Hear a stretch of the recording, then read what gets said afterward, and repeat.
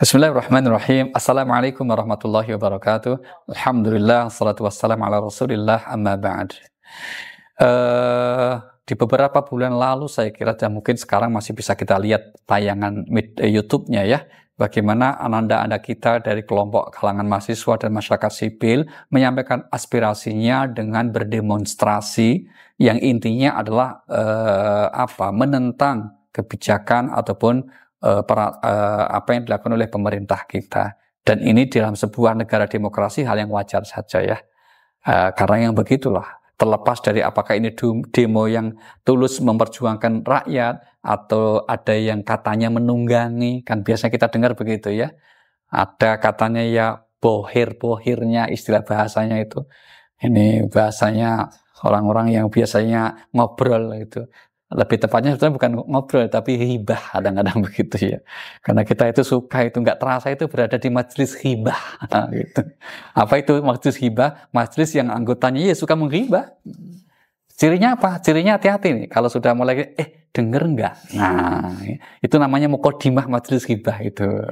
Nanti ada yang nanggepin itu, masa sih? Nah itu, terus bersautan kira-kira gitu, nggak ada juntrungnya gitu ya. Hati-hati begitu ya. Sehingga kemudian di arus yang seperti tsunami sekarang ini, yaitu arus informasi seperti sekarang ini, menjadi penting untuk kemudian tahu kapan harus bicara, kapan harus diam, kapan harus posting, kapan harus diam, kapan harus menyampaikan pendapat, kapan harus menunggu.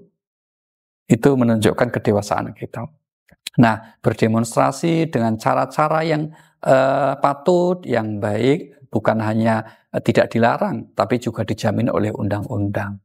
Nah, maka pesan kita tentu saja, kalau ada hal-hal yang positif, yang telah dilakukan oleh pemerintah, tentu ya diapresiasi. Tapi kalau kemudian ada sekiranya kecenderungan hal-hal yang negatif, ya diingatkan. Nah, demonstrasi hakikatnya adalah sebuah cara untuk menyampaikan pandangan-pandangan kita, yang merasa mungkin lewat saluran yang lain itu agak tersendat atau bahkan mampet, maka demo yang dilakukan.